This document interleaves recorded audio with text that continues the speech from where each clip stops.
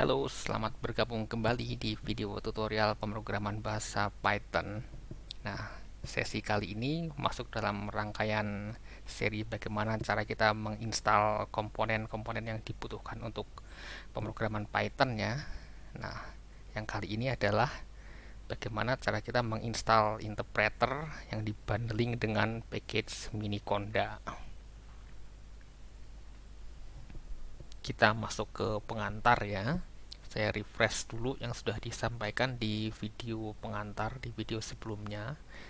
Jadi untuk melakukan pemrograman Python, komponen utama yang perlu disiapkan di komputer kita adalah interpreter dan IDE. IDE berguna sebagai media untuk menulis perintah, sedangkan interpreter berfungsi untuk menerjemahkan perintah ke bahasa yang dimengerti oleh komputer dan mengeksekusinya. Nah, video kali ini kita akan fokus dulu bagaimana menginstal interpreter ini. Nah, ini ada yang perlu diceritakan juga. Python ini kan produk gratisan ya. Jadi dia pengembangnya bukan hanya di satu organisasi. Maka dari itu jangan kaget nanti kalau cara menginstal interpreternya bisa bermacam-macam. Jadi menurut channel ini menginstalnya begini, tapi ada channel lain yang menginstal dengan cara lain. Itu jangan kaget, nanti hasilnya akan sama. Contohnya untuk interpreter ini akan ada dua metode. Kita menginstalnya dari package asli dari Python, atau kita pakai package yang sudah dibundling oleh organisasi namanya Anaconda. Nah, pada video kali ini kita akan mencoba melalui cara yang dibundling dengan Anaconda ya. Kenapa saya pakai cara ini? Pertimbangannya, dia integrasi dengan IDE-nya, dia lebih sederhana, lebih mudah. Juga interaksi dengan library add-on ini nantinya akan lebih mudah dan lebih fleksibel.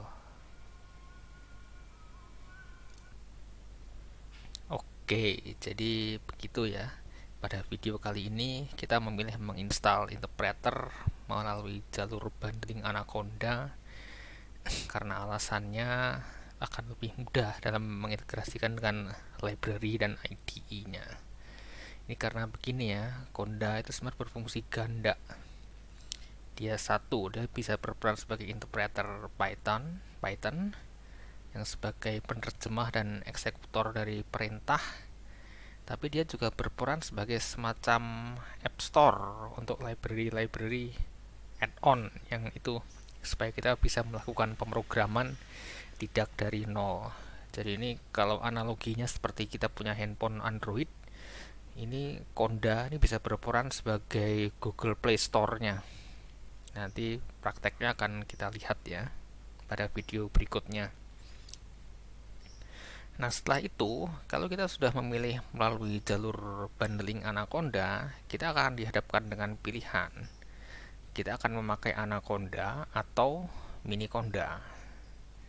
Keduanya bisa dipakai, bedanya adalah sebenarnya keduanya berasal dari organisasi yang sama, yaitu Anaconda. Bedanya kalau Anaconda dia seperti menginstal paket lengkap, cuma lebih berat. Kalau Miniconda dia hanya menginstal paket intinya saja. Kemudian kalau ada kebutuhan menginstal yang di luar itu, diinstal secara terpisah. Jadi kalau bisa disederhanakan, kalau kita memakai Anaconda, kita cukup menginstal satu kali, langsung semua library add-on itu terinstall semua. Tapi kalau Miniconda, dia hanya install interpreter Python dan mesin utama Condanya. Library-nya harus diinstal manual satu persatu. Mana yang lebih baik tergantung selera. Di sini ada tabel komparasinya yang sudah disebutkan ya. Kalau Anaconda semua library langsung terinstall. Kalau dengan Miniconda, library perlu diinstal ulang satu persatu. Terlihat di sini ya, scope Anaconda lebih luas daripada Miniconda. Anaconda akan lebih boros space hard disk, Miniconda akan lebih hemat. selalu ada itu ya, harga yang harus dibayar. Nah, demikian juga kebutuhan spek komputernya. Anaconda akan butuh yang lebih tinggi, sedangkan Miniconda butuh yang lebih rendah. Tampilan antar mukanya Anaconda lebih baik, dalam arti graphical user interface ya, bisa dilakukan dengan klik mouse. Tapi kalau kita menggunakan Miniconda, kita mesti mengetik melalui command prompt, mirip-mirip command prompt. Nah, pada video kali ini yang akan kita kenalkan dulu yang dengan Miniconda ya. Nanti kita lanjutkan ke sisi praktek. Oke, kita mulai praktek menginstal interpreter bundling Miniconda ya. Langkah pertama kita perlu mendownload file installernya. Di sini kita perlu terhubung ke internet, kita memakai browser internet, pakai Firefox boleh, pakai Chrome boleh.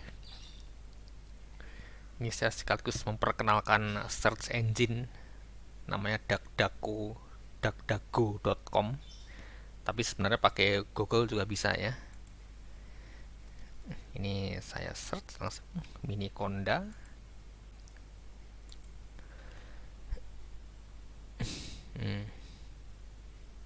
Kita klik ya, alamatnya di sini.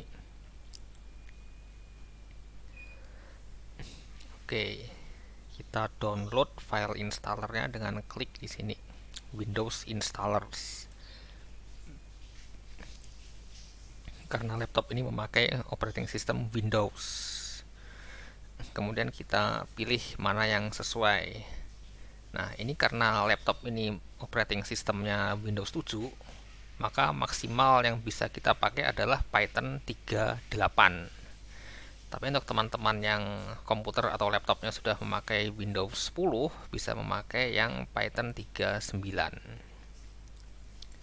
Saya klik save, pilih folder di mana diinstal, terserah, jalankan download, tunggu sampai download selesai. Setelah itu kita mulai proses installnya. Nah, setelah file installernya selesai di download, kita coba lanjutkan proses installnya ya. Kita buka dulu filenya yang sudah di download. Kita open.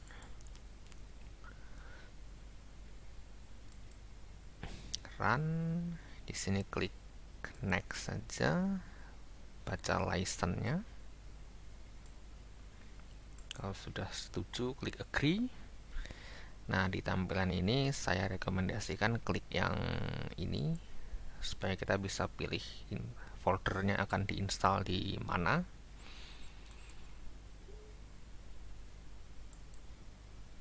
Di tampilan berikutnya kita diminta memilih Miniconda-nya diinstal di folder mana.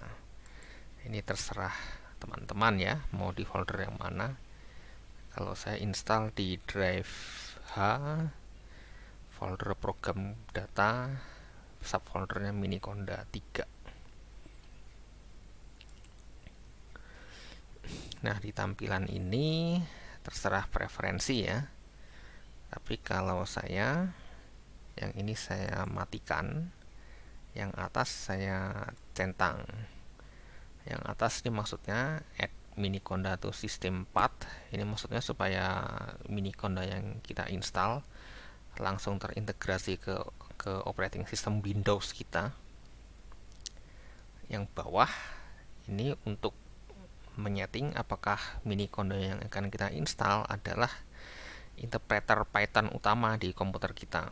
Ini saya tidak centang supaya lebih fleksibel ya. Tapi ini preferensi masing-masing lah. Kalau ada yang perlu didiskusikan bisa ditulis di kolom komentar. Nah, kalau sudah kita klik install.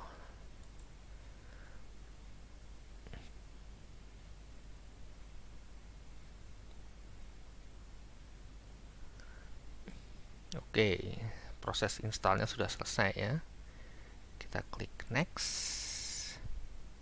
Kemudian ini kita matikan saja, kita klik finish.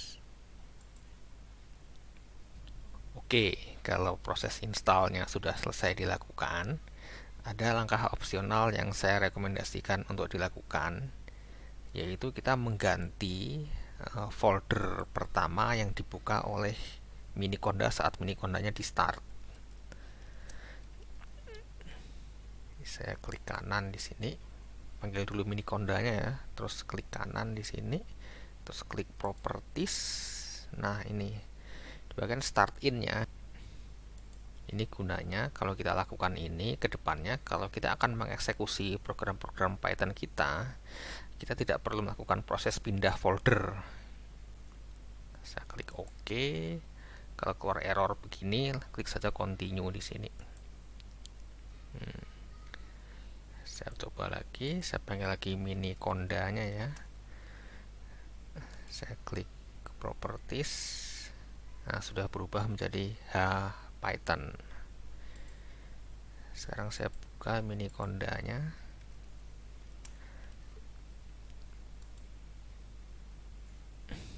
Nah, Minicondanya sudah siap digunakan. Kita bisa cek interpreter Python yang terinstall dengan perintah ini, conda list Python.